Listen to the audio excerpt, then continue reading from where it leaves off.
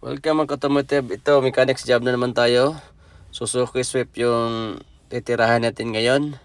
Okay, so sa mga nag-DIY dyan, ito na yung ano nyo, time. Titingnan nyo kung paano mag-change oil ng Suzuki Swift. Okay, so napakadali lang to. So anong una, titingnan nyo muna yung engine bay. Yan, check nyo muna yung dapat i-check. Yan, yung sa wiper reservoir. Check nyo siya. Okay, bago kayo mag-umpisa, check nyo muna lahat. Yun ang sa wiper niya. At saka ito naman yung sa brake fluid niya. Okay, so once empty na, lagyan nyo siya, tapapan nyo. Okay, at saka titingnan nyo dyan sa cover niya kung anong brake fluid na dapat nyong ilagay dyan. Okay, may nakalagay dyan is DOT3. Sa ibang mga sasakyan, DOT4. So dalawa lang yung pipilian yung oil kung anong ilalagay nyo dyan na brake fluid. Okay, so ano pinaka-importante na i-check nyo lahat bago nyo siya i-change oil. Okay, so yan, once mainit yung sasakyan nyo, buksan nyo muna yung cap nyan. Okay, yan sa lagayan ng oil cap. Okay, para lumamig siya. Okay, so huwag kayo mag-change oil na mainit yung engine. So ito naman yung air filter. Yan, so easy lang siya. Yan siya naka-insert. So titingnan yung air filter niya kung hindi na siya, kung malinis na siya or marumi. Once marumi na, so palitan nyo na. Once kaya pa, so linisan nyo lang. So pinaka-importante po itong air filter. Okay, para hindi siya mag-clog. Okay, kasi dyan nakahigop yung ano niya, yung hangin mga automotive. Okay, dyan siya dadaan. Yan siya kumukuha ng pwersa mga automotive. Once barado yung filter nyo, air filter, so magkaroon siya ng maitim na usok. Okay, so para smooth yung engine nyo, so panatilihing malinis yung air filter natin mga automotive. Okay, so at saka i-check nyo pa yung ibang dapat i-check dyan, pati yung ano, yan, ito yung coolant reservoir. Okay, once empty na siya, lagyan nyo. Yan, makikita nyo yung label dyan, low at saka maximum. Okay, at saka check nyo yung battery. Ito yung positive terminal, check nyo, alog-alogin nyo. Okay, kung kalog-kalogin nyo dyan kung maluwag ba or hindi. Okay, so maganda na ma-check lahat. Ito yung negative. Yan, negative o maluwag. See, mabuti na kita natin mga automotive, maluwag. So higpitan natin yan. So mamaya natin ikabit para hindi natin malimutan. So at least alam natin na maluwag siya. See, yan, higpitan natin yan mamaya. So kailangan talaga i-check bago kayo mag-umpisa ng oil change. So habang naka-drain yung oil nyo, so yun, i-check nyo lahat. Yan, ito yung oil nya, 5W30. So depende na sa inyo kung anong oil yang gagamitin nyo. So para sa akin, ito lang ginagamit ko. Okay, kasi old model naman to, 2007. At saka yung oil filter. So kailangan nakahanda na yan. So itong Suzuki Swift, nasa ano lang to mga automotive. So bili lang kayo ng kahit ng 5 liters. Okay, sa akin by liter yung binili ko mga automotive. Yan yung isa doon sa kabila. So 4 liters lang itong binili ko mga automotive. Kasi may excess ako yung nakaraan. So kailangan magamit ko yan. Okay, so once may excess kayo na oil, so tago nyo lang for the next service. Tapos yan ang filter rinse natin, parang pusas. Okay, so ngayon dito tayo sa ilalim. Yan, dinidrain na natin mga automotive. Yan, pinapatulo natin sa, yan ang oil filter niya. So hindi lang ako naglagay ng jack kasi easy lang, madukot naman siya mga automotive. Quick service lang to mga automotive, dini-DIY ko lang. Okay, para madali kasi marami pa tayong gagawin.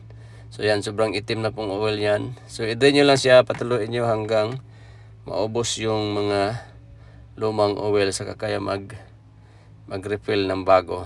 Okay, para sigurado na malinis yung oil. Okay, so yan, so titingnan natin, luwagan natin sa filter rinse natin. So maganda pag may socket rinse kayo dyan sa filter na yan, easy siya.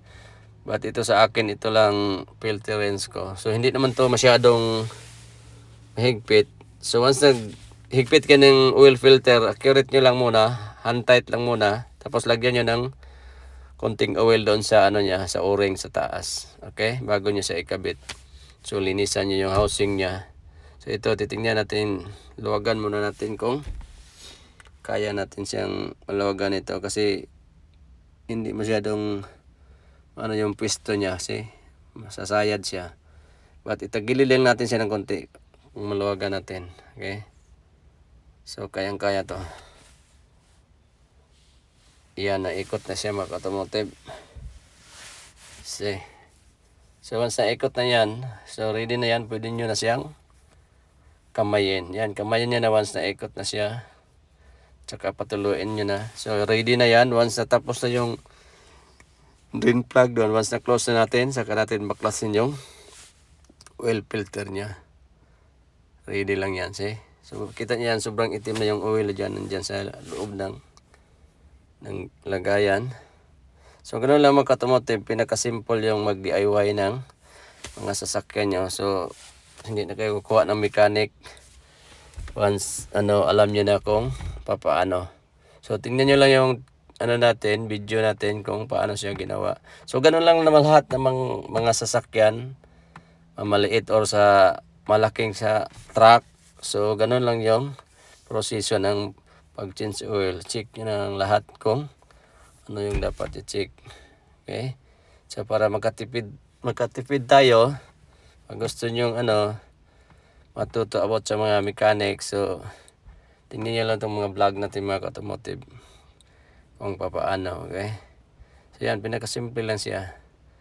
But hindi madali mga automotive, so kailangan din ng time para sa paggawa ng inyong mga sasakyan.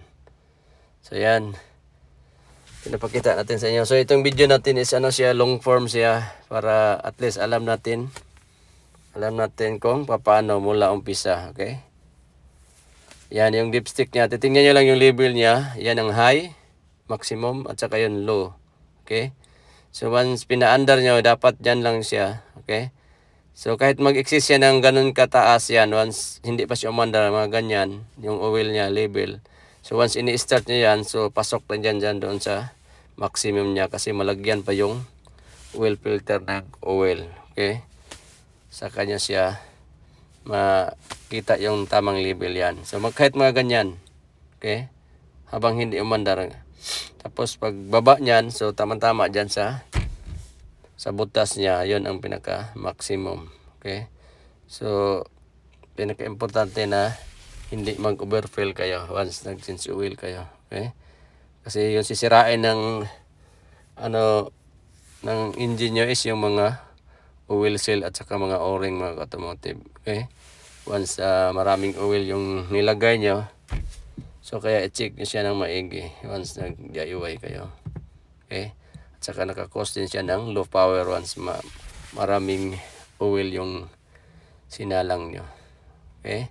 So yan pinaka-importante mga automotive na at least alam natin kung paano yung kahit mga basic lang mga automotive about sa mga sasakyan. So hindi lang na magmaniho tayo o magmaniho kayo sa mga sasakyan nyo na mag-drive lang. So kailangan at least alam nyo na rin kung paano. Kasi hindi nyo alam, once nagbiyahe kayo ng malayo, tapos hindi natin maiwasan na may mag-aberya kayo, okay?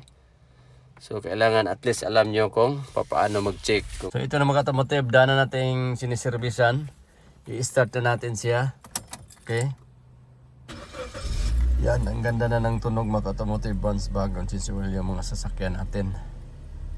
See? Napakaganda.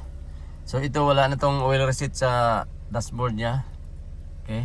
So ibang mga sasakyan, yung mga latest model, yung mga hybrid, so may mga oil receipt yan mga automotive. Okay?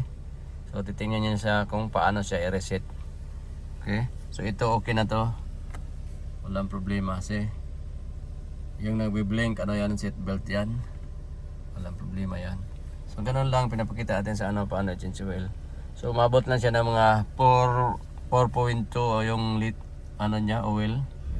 Kaya depende yan sa laki ng engine mga ka-automotive. Okay? Depende sa model.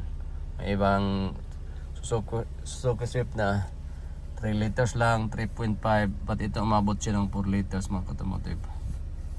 4.1 na ganon.